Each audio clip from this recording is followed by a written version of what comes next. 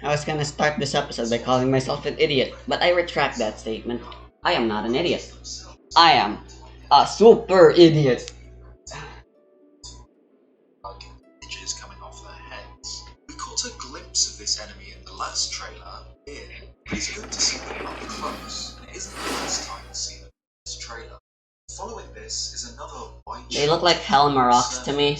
Have people simply forgotten what a Helmarok is? We saw a similar thing in this trailer. We see more of these patterns throughout this one. It's flanked by two mysterious towers, which appear to glow orange on the inside, not unlike chic tech, and emit bright spotlights from the base. But above all else, we can see in the sky a huge cyclone, a spinning column of wind directly above. Next up is a shot of a sky island, one notably close to the ground. There's a floating square with a red light on it just below. It's impossible to make out what it is, and there are more skylands visible below. This shot seems to take place somewhere above the crater. We see winds moving counterclockwise in the top right, just like the cyclone above the region. Cause yeah, I forgot to spend my resin at night again, so now I'm back to full. And I found my final shrine in Liyue, because I was exploring off-screen a while ago. Damn it. The red and black hue surrounding rock, which are Bokoblin mines. The Bokoblin miner even has a little backpack. It is not clear why it's mining. The area itself is very interesting. It's obviously underground. It's by stalactites hanging from the ceiling. It's full of gigantic flora, huge mushroom-like trees, and especially a strange tree with yellow growths in its trunk. There are splotches of malice scattered across the ground, and an octagonal stone platform in the centre. On the right is a group of small blue individual flowers. Oh, there's a survey. Similar to souls. I'll do it later. I need to do something about my resin. Spirits in Breath of the Wild, like King Rome champions, but also multiple times throughout Twilight Princess. Perhaps these are the lost spirits of the dead. Maybe the underground itself serves as an underworld realm. I want to level up Kea, and he uses Cryo Regisvine. The shot of the Great Bridge of Hyrule. This team will do. Spiral, floating Hyrule Castle, and malice-infested Death Mountain. There isn't much different about this shot. Oh, except for this. Let's go out and play! Dragon with 3 flaming heads. This is extremely similar to So, Leon, a boss from Zelda 1, a multi-headed dragon that functions like a hydra, where all of its heads must be severed to kill it. Breath of the Wild already reimagined some classic 2D enemies, like the Lynel and the Hinox, so perhaps here we're seeing the return of Leon. Don't tell me they did it again. We see Hatena Village, with some differences. Most noticeably is the presence of another glowing green spiral on a cliff over the village, which is but also the fact that the village itself sparkles? I can't really guess as to why, but it definitely does. This is followed by a couple of shots of the Blood Moon. Of course, in Breath of the Wild, the Blood Moons were caused by surges in Calamity Ganon's power, but his malice managed to break free of Zelda's seal and slip out into Hyrule, reviving any slain enemies. Something similar is happening here. Under the Red Moon, we see globs of malice shoot out over the Great Plateau and rain down shrapnel. The next shot is strange. There's an explosion of malice, which somewhat parallels the explosion when Zelda destroys the Dark Beast Ganon. Nice and spicy! You're in toast! Go Bishop down! Out of my way! Stand with me! Just and step! Strike is one! Fire hazard! What we're witnessing is the defeating of a boss fight, whatever that boss may be. Here we see a huge amount of rock Nice, a triple. collapsing. The texture is identical to that of Igneous Talicis, meaning that this could be a massive version of one of them. It could just as easily be a large chunk of Death Mountain collapsing. This is followed by Hyrule Castle crumbling, an identical shot to the E3 I'll play as this team a little bit longer. I want a bow though, so We then see Behold, a plateau, the Prinzessin der Verurteilung. red sky of a blood moon. We can spot pools of malice on the surface, and in the distance, another of the glowing glyphs on the ground. Here, we see what might happen when the globs of malice from earlier shots reach the ground. 4 bokoblins hang limp like puppets, for animating one by one. As the shot continues, we see globs of malice land. I can do that last. Bokoblins appear out of them, strengthening the idea that this is Ganon spreading his minions across Hyrule. The Bokoblin's horns are interesting. We've known for 2 years that returning enemies have somewhat different horns in Tears of the Kingdom, but here we get a good look.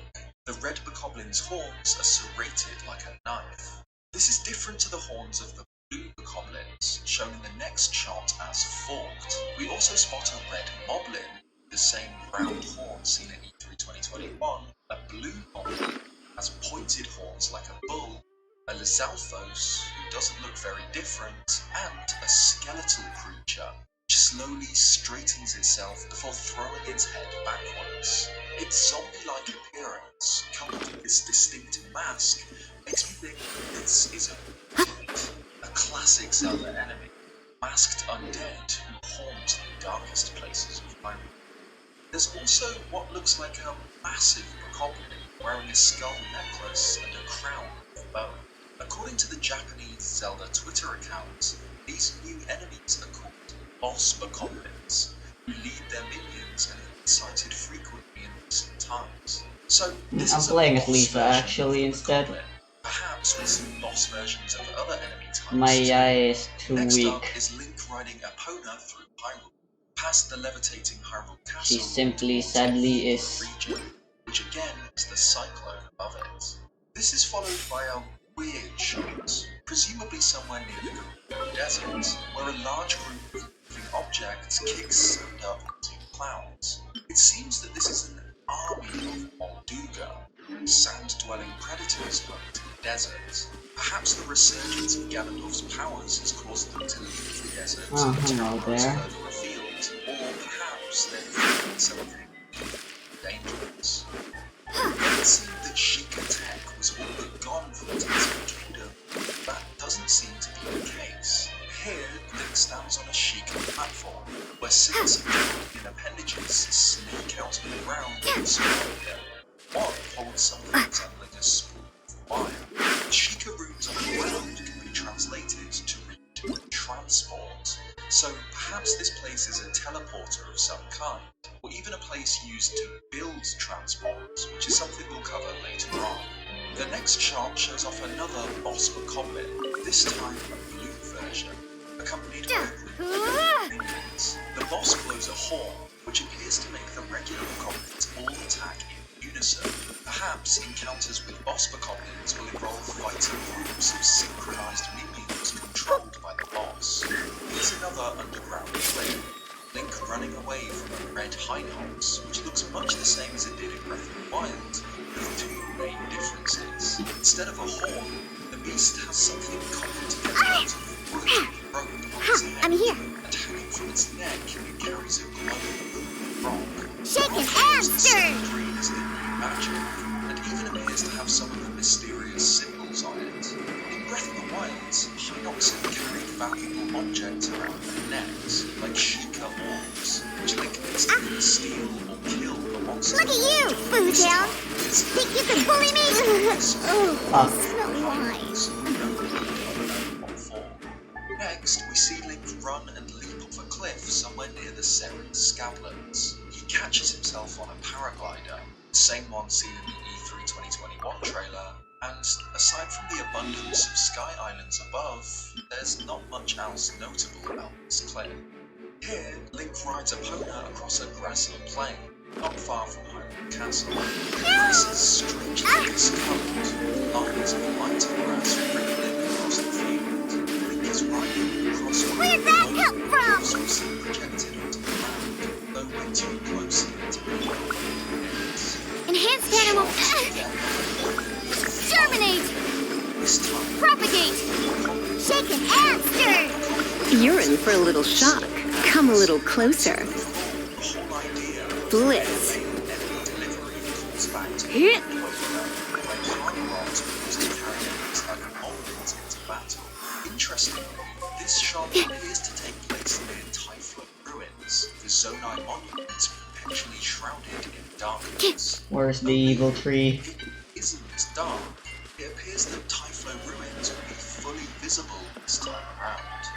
In the shadow of the mountain Nehru, Link battles the three moblins, 2 red, 1 blue. Again, we can spot their different forms. Brown, If only I stumbled upon lab supplies as often. but what's more interesting is what's behind them. A structure made from rock. It looks like one of Breath of the Wild's skull cows, though this one is notably larger. It features a nose and has wooden platforms on the top. Up into the skies now, where Link battles a new enemy. A golem made entirely of boxes, connected and presumably animated by coils of green-blue energy. The design of the boxes, stonework, and Doesn't sound menacing when you describe it like that. architecture of the Sky Islands and the other golem found here, making me think that this golem is friendly, or at least connected to the islands in some way. Perhaps a construct designed for practice or to test Link. The box that forms its right shoulder is different. It glows much Pyro. brighter than the others. Maybe this glowing box is a weak spot, and destroying it will cause the golem to lose its right arm. Finally, the trailer gives us another look at the big man himself, the reanimated corpse of Ganondorf. Looks much the same here as in the E3 2019 and E3 2021 shots, though the hole in his chest is much more prominent here. Malice clouding the wound. His body creaks as he straightens, presumably coming back to life. The trailer cuts to a shot of Hyrule Castle, then back to Ganondorf, now standing sharpen on a my heavily spear. stone pedestal, arms in the air. His pose here is identical to that from the E3 2021 trailer, and his eyes light up with malice in the same way as the E3 teaser. He hears Zelda utter an ominous Boba, get them! Scatter! You're in for a little shock. Come a little closer. drops into the empty sky. Come a little closer. You've been a naughty boy. During this long shot, Try not to enjoy this too much. structured sky islands. Out of the frying pan, into the propagate! Section, as well as what looks like a hole, perhaps a cave. Shake it and stir! It's on the surface. Next, Link runs along. Scatter! See a glyph. Nice and spicy! You're in for a little shock. Towers on the left. There's also this, a stone structure with wooden platforms protruding from it, which could well be one of the larger Bokoblin skull bases we saw earlier on. In this shot, Link takes on one of the new flying creatures with his bow and arrow. Only the arrow he's using is strange. The arrowhead is spherical, with strings of green energy surround it as it retains aim. When it's loosed, the arrow travels straight to the shore line, or homing in on its target, Boba, get them! changing course to hit the flying creature. You're in for a little shock. Spot a cave entrance inside the mountain. Obviously, not in the same place in Breath of the Wild. Following this, we see Link grind his way down some metal rails on Death Mountain, where he encounters a group of goblins and a moblin. We can see similar rails scattered across the Sky Islands too, so perhaps Link will be able to move between them by shield surfing goblin. Dotted around Scatter! You're in for a little shock. Come a little closer. You're in for a little shock. and two propellers, which we'll come back to later. The next shot confirms the return of everyone's favorite motion controls. Using his right arm, he takes control of Apparatus and rotates a huge chunk of Sky Island. The large piece of stone exactly copies the rotation of the Apparatus, meaning that Link will probably have to rotate Nice and sections of the spicy. Sky Islands to form paths, just like some shrines in Breath of the Wild. You can also spot what looks to be a jar hanging from a string, which could suggest a Korok seed in return, but is more likely a enemy jar here. of flammable Out of the liquid. frying pan, into the Move fire! back underground for this next shot, where Link appears to be battling a luminous stone talon palace in a large cave, again evident by stalactites hanging from the ceiling. Nice and spicy. Eat this! Diana Special! Think you can bully me? Spring forth! Come a little closer. Surrender and I'll be gentle. Come a little closer. You've been a naughty boy. Yep. Yeah. Hup. What do you think, cutie? Later, it's worth noting that the symbol on the base of the dragon's head is identical to that found on the golem creature in the Sky Islands from E3 2021. In this shot, we're introduced to a new character. She wears a dress, not unlike those worn by Zelda, and has very pale skin. She wears strange jewelry, like this gold shapes draped down her torso, featuring Magatama symbols, just like those seen in the last trailer. She extends her right hand. In the next shot, we see Link shout and grasp it. Don't know who this character is. Her body type and dress are similar to Princess Zelda, so this figure could be Zelda past or far future, or the physical form of Hylia, Zelda's divine ancestor. Whoever she is, the fact that she and Link hold hands suggests that she is in some way connected to this spectral hand. First trailer and strange. The very next shot is Link looking at his hand, almost as if holding mysterious figure's hand. In my latest Accidentally activated it. video, I suggested that Well, I bring Hydro. character being the goddess Hylia, who Zelda will connect with over the course of the game. If that's true, then this figure could be Hylia herself, appearing in person for the first time in the Zelda series. Next, It is as the stars foretold. just like Breath of the Wild's Magnesis to retrieve a wheel from a log on the Great Plateau. Then, the very next shot is apparently used it to build his own car. 2 large wheels, 2 smaller wheels with serpent heads, a power source, and even headlights are all linked together by a milky green substance, which together turn a small wooden platform into a car. The next shot shows Link riding a hot air balloon, again put together with this gun. My mind is completely blank. I need to get out and unwind.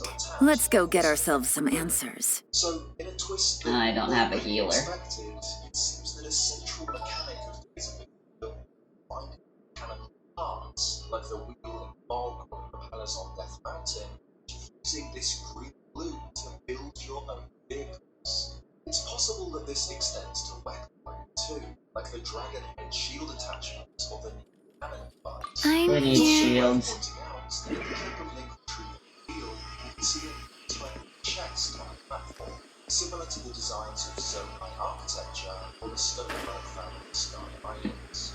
The logo is over a shot of Link and a background central island. In the distance, you can see countless Sky Islands. Right to the logo, jewelry, towers. But the foreground is packed with interesting details too. Pools of malice on the left, tent, fallen chunks of Sky Islands, below, a piece of Sky Island in form, leaving behind it a sea trail. We saw in the 2021 trailer reverse the momentum of these fallen chunks and bind them back into the sky, so it's cool to see them fall. The globe here sits at the base of a stone structure, separate from the chunk of Sky Island it's next to. The globe is very subdued. It doesn't spiral out like we've seen in multiple areas across Hyrule. This makes me think that these glowing green spirals will have to be activated in some way. The example of an active one begin to emit energy spiral once it interacts with it. These spirals are found all over the map, often where you'd find a shrine in Breath of the Wild, like in Intermountain Village Stable, Contain Village. So perhaps they function as points that link mass travel between. The trailer doesn't want to just yet. Time to gather. To the stone platform. is just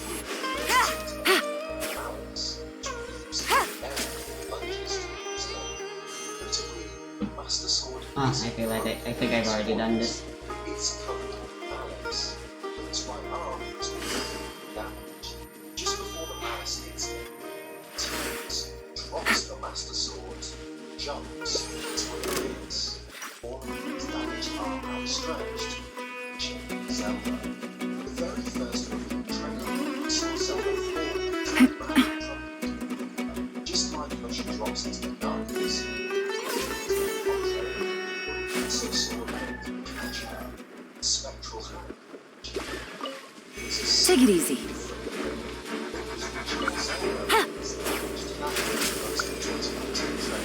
No!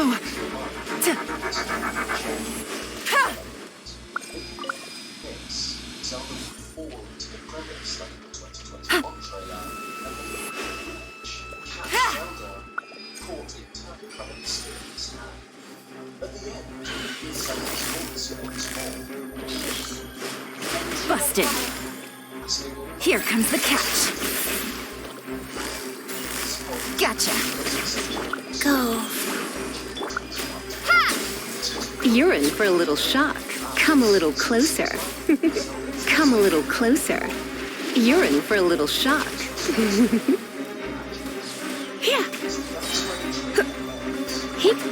Propagate. Let's spark things up a little. Busted.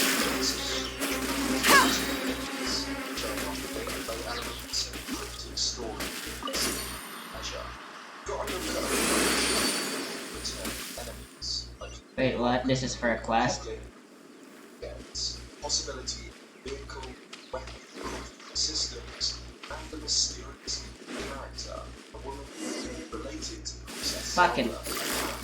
Quiet, man. Winging it wasn't the best idea. Things are about to get... Yeah.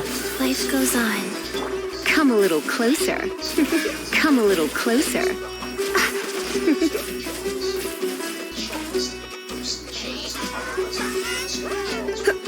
Yep. Keep busted. Scatter.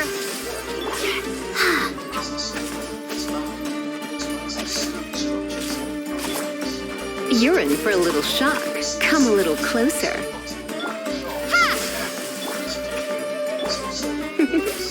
You're in for a little shock.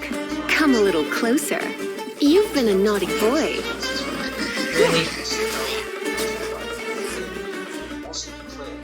This time it's unarguable. There's plot. Match up most closely to Daedra onto Breath of the Wild's dragons, but this one has strange yellow coloration around the neck on its body. So it's either Daedra once again corrupted by something, or a different dragon entirely. There's also this screenshot of Link out towards the southwest, towards Spectacle Rock, desert. Get a good look at the items, including rotating gyroscope section we saw in the trailer, and another look at the floating cube, which, interestingly, is directly above the I wanna play Death End. Perhaps these cubes Let me get my dailies done. at all, but Breath of the Wild's labyrinths are now floating high above where they sand. And finally, there's this, a screenshot of Link fighting the box golem from earlier. There's not a huge amount to know here. Spot glowing symbols on the stone next to Link wields a soldier's broadsword in his right hand, which is interestingly eroded in a similar way to the Master Sword. Nintendo also revealed a Tears of the Kingdom showing the same pose as the statue in Tokyo, as well as showing off what a bow will do again, as well as spawning weapons and materials, just like Breath of the Wild, scanning Zelda and the bow with his unlock ultimate power line designs, like the Champions Junior and the highly some of the weapons styles from Zelda. Gotcha. Here comes the catch. Spring forth. Propagate. Surrender and I'll be gentle.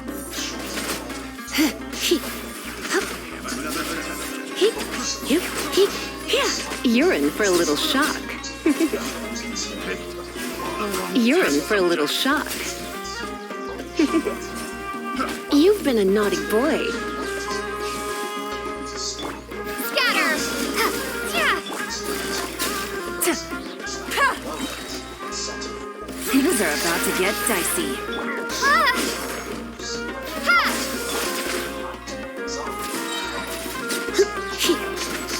You're in for a little shock. Come a little closer. Blitz. Scatter! Ha! Go.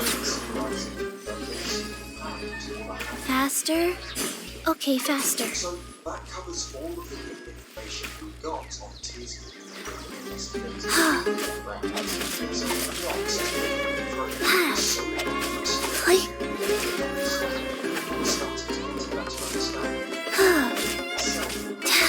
Propagate! You're in for a little shock. Come a little closer.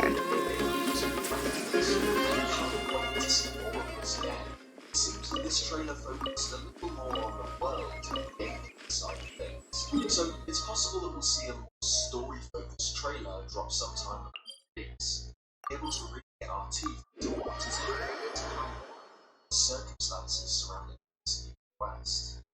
Thanks so much for watching this analysis video. If you liked it, leave a like, subscribe if you haven't already, for Zelda content. Thank you so much to all my channel members, including Gifted, Styles, Solist, Thomas Drew Wang, Celestial Kitsu, Monkey Gamer City Official, and Gilmore. Cheers guys, and I'll see you next time.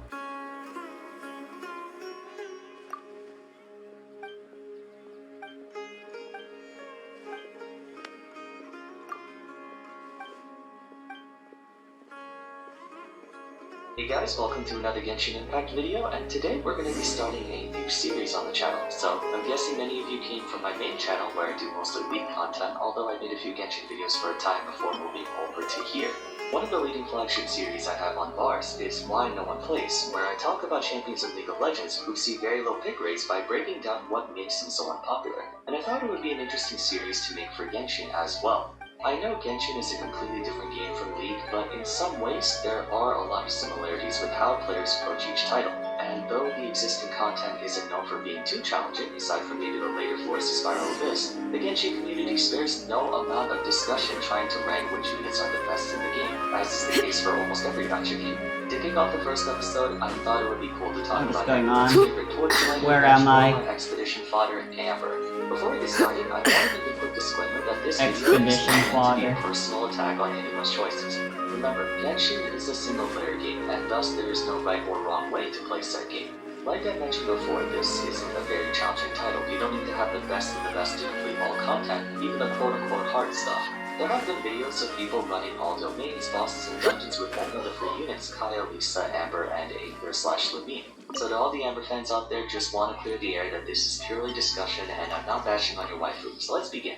Amber is a 4-star unit, and the very first playable character you receive apart from the Traveler. She's a 4-star bow user with a Pyro Vision and is currently one of the only 2 Pyro bow users, the other being Yorimiya. Unlike Catalysts or melee weapons, bows have a unique mechanic called an aim shot. Upon holding left click or switching to aim shot mode, you enter a sort of third-person shooter point of view, upon which your bow begins to charge energy. By fully charging your attack, your arrow becomes imbued with whatever element the character is associated with.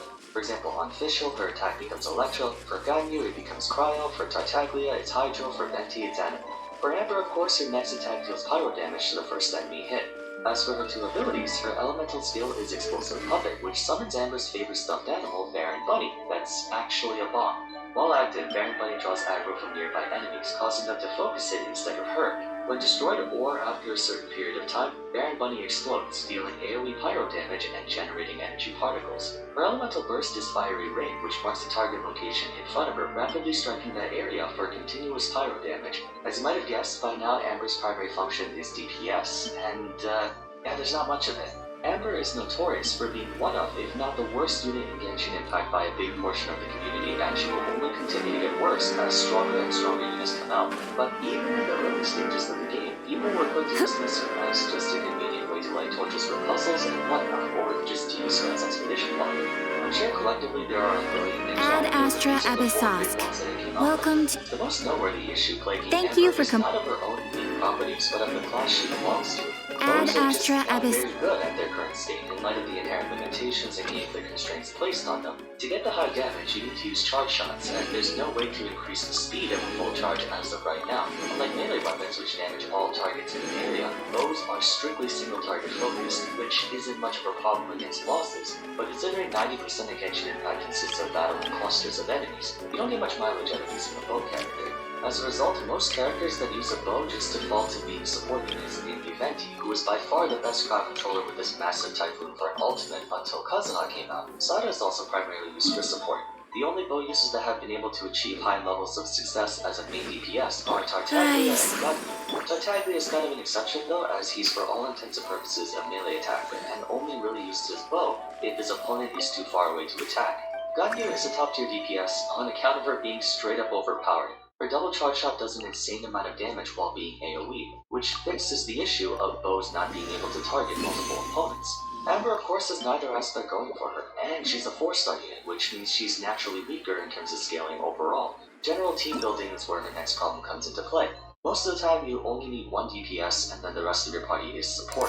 Those three would supply the carry with shields, buffs, elemental reactions. However, it wouldn't be uncommon for the main DPS themselves to give something to the party as well. Hu Tao's Ascension 1 passive gives their other party members 12% bonus crit rate for 8 seconds right as she swaps out. That way, while you're cycling through your support units, you can still maintain a bit of DPS. Amber doesn't provide anything of actual value to her team by default. Okay, I forgot about the the realm currency. It's a 15% attack and movement speed buff after casting her elemental burst, which isn't very much. Movement speed is hardly needed since dashes can help you sidestep most attacks, and attack buffs have to be very high in scaling to be worthwhile, as it's strictly worse than crit rate, crit damage, and elemental mastery in terms of scaling.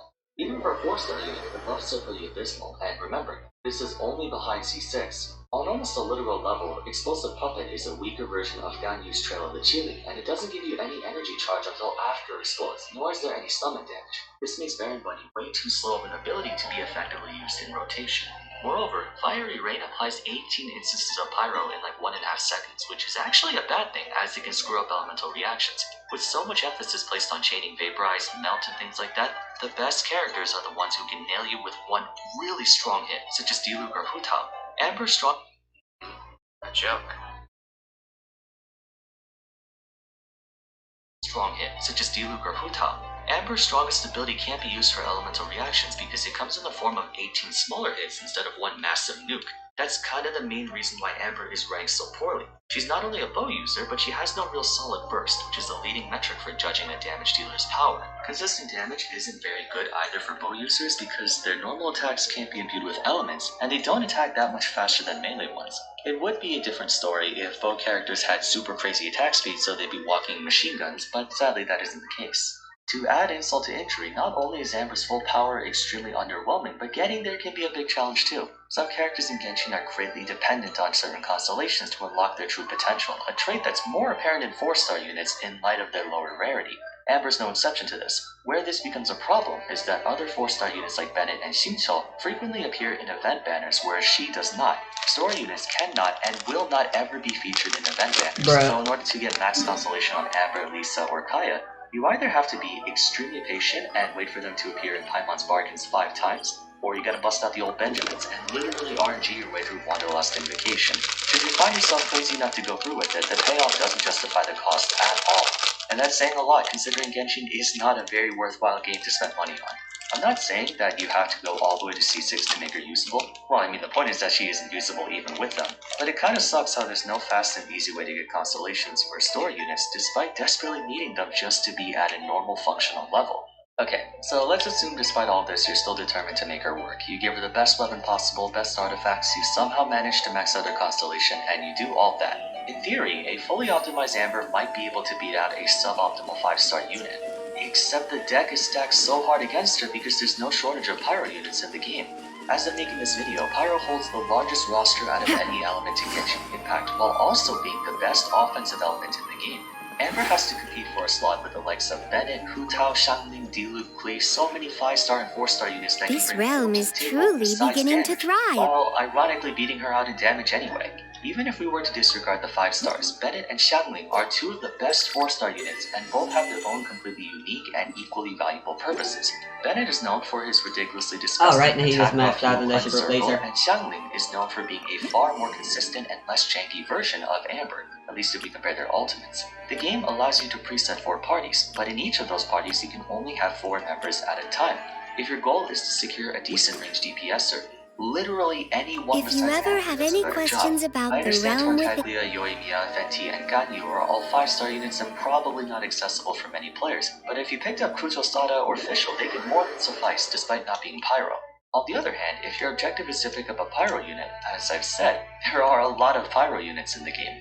Amber's in a situation where everything that could go wrong for her kind of went wrong. She's on the worst weapon type in the game. She focuses on speed, which is far weaker than Burst. She's a store unit, so she will never be able to be easily pulled. And she's attached to an element with very, very stiff competition. I legitimately cannot think of any single thing that makes her worth picking up. And that's kind of a shame, considering the beauty of Genshin's character design from a gameplay standpoint. While each unit only has access to a normal attack, charge attack, and a single elemental skill and burst, there are a lot of ways you can build your party to capitalize on each unit's synergy with one another. And I'm talking like to an extent where a tactical combination of 4-star units can vastly outstrip a random mix of 5 stars in efficiency and efficacy.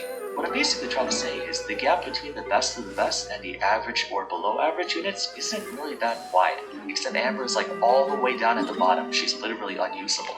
If we play devil's advocate for a moment though, I don't think Amber was ever meant to be good. She's the first unit you acquire and exists mostly to teach you how to use aim shots and glide, as evident by her passive talent which reduces gliding stamina consumption. Store units are not meant to be all that good because if they were as good as Hu Tao or Kazuha, then there would be no reason for players to pull for those other units. I know a few people might respond by saying, then why does Mihoyo give her so much exposure? She plays a significant role at the beginning of the game, and according to what people told me, she's like the protagonist or something in the manga. I wouldn't know, I never was aware that there even was a manga.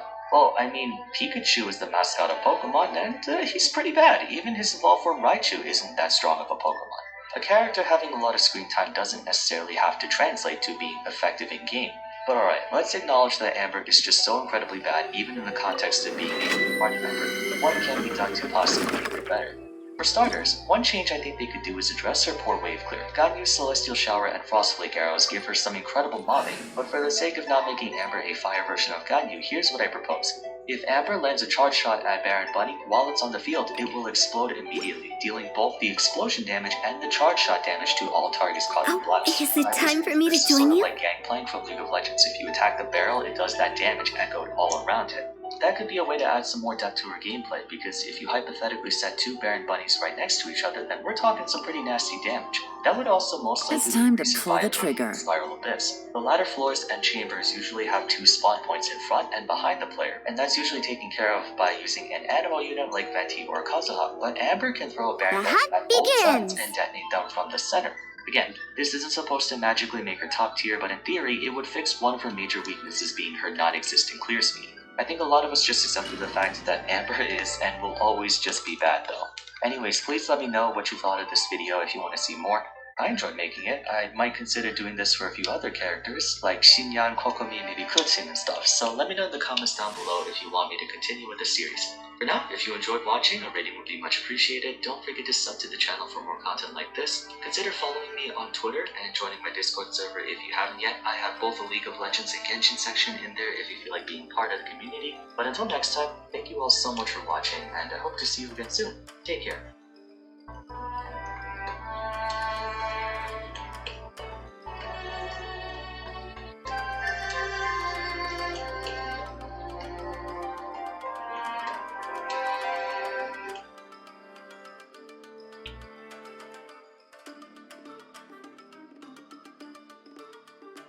Okay.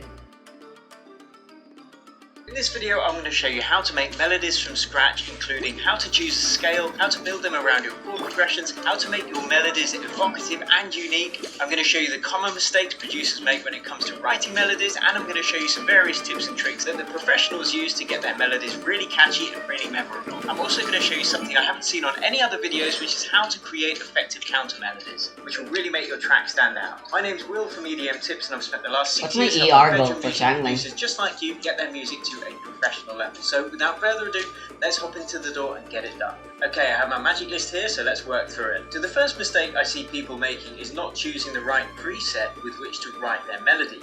Now, I really like to use a piano, and I recommend that for a couple of reasons. One, you're not going to get distracted by these crazy, amazing sounding synths if you're using a piano, so you're going to be focusing on just 175 is making my a energy really goal strong for sharing melody. link. The second reason is that when you're programming in a piano in MIDI, it reacts to the length of the MIDI note.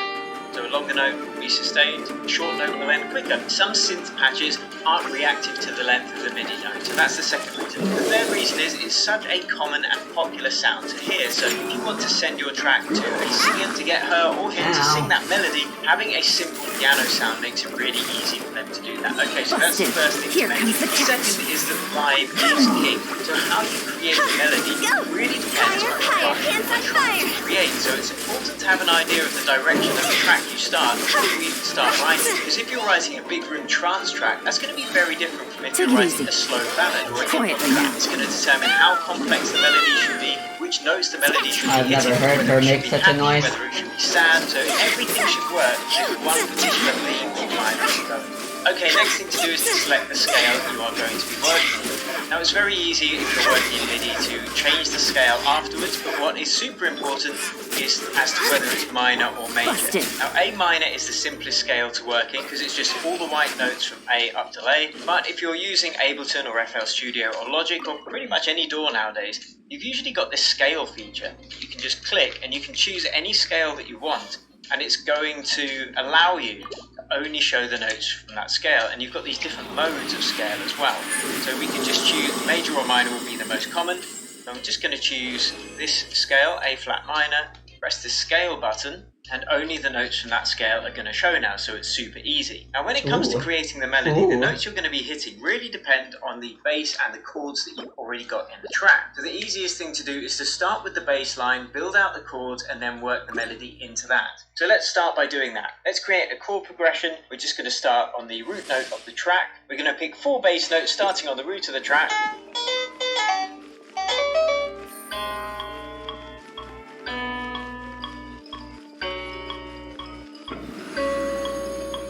So let's build out the chords based on these bass notes, then we're going to show you how to spice them up and then work in our melody. So I'm just going to skip the note to build out some basic triad.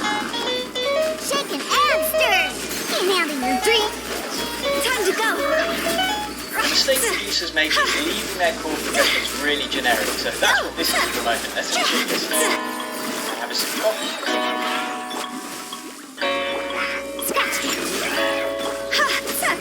So now we want to make the chords more interesting. I'm going to show you 3 techniques how to do that. The first of which is building out a 7th note in each of these chords. So if the first note in a chord is the root, this one here is the 3rd because it's 3rd interval, 1, 2, 3. Then 4, 5, that's the 5th interval. Let's put a couple of 7ths in there as well. Completely changes the vibe.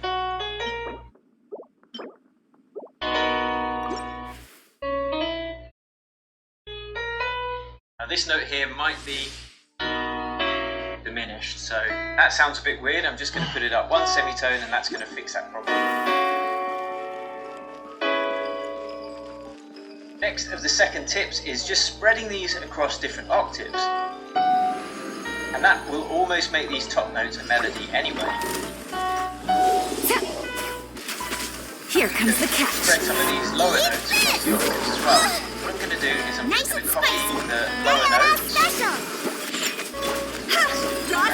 down 1 octave, like so, and then 1 octave below, and then these first notes of the chord, I'm just going to put some of them up an octave. That's called a chord inversion. It's the same notes, but just played on different octaves, and that will instantly make it sound a bit more interesting.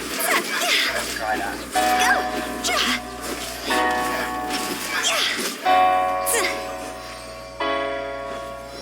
I prefer these if they're lower down.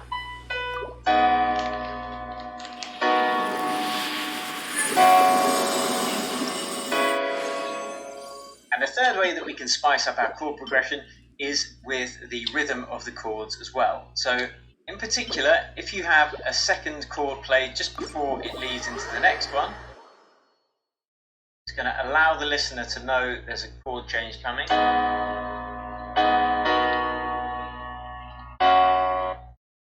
there are different techniques we can use for chord rhythms, but they're for a different video. I'll link to it now, and we're just going to do the same technique with this chord as well.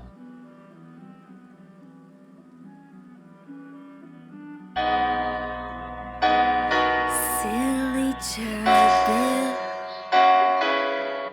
Now, to make it even more interesting, I'm just going to change these notes here to another note within the key and see how that sounds.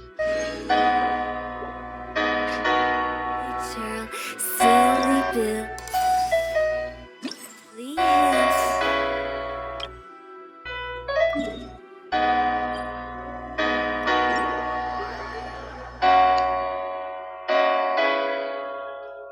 Lovely, so now we've got our bass notes and our chord, we can write our melody. And what I'm going to do for this is just duplicate our piano. We'll call this melody.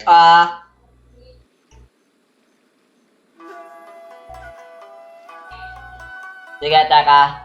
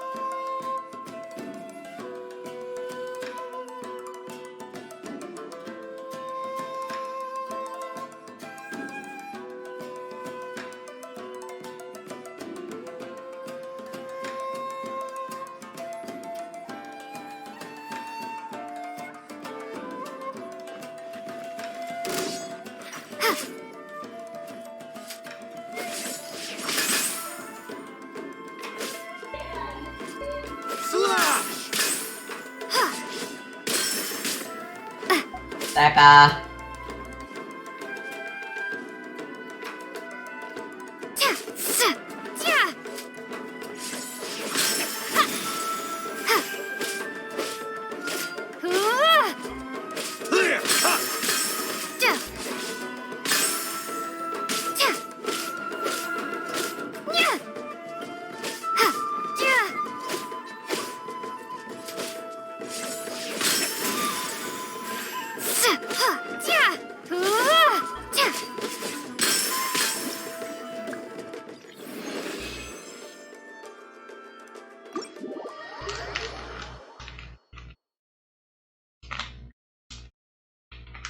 Cool, that's all the dialogue in the game, in the story.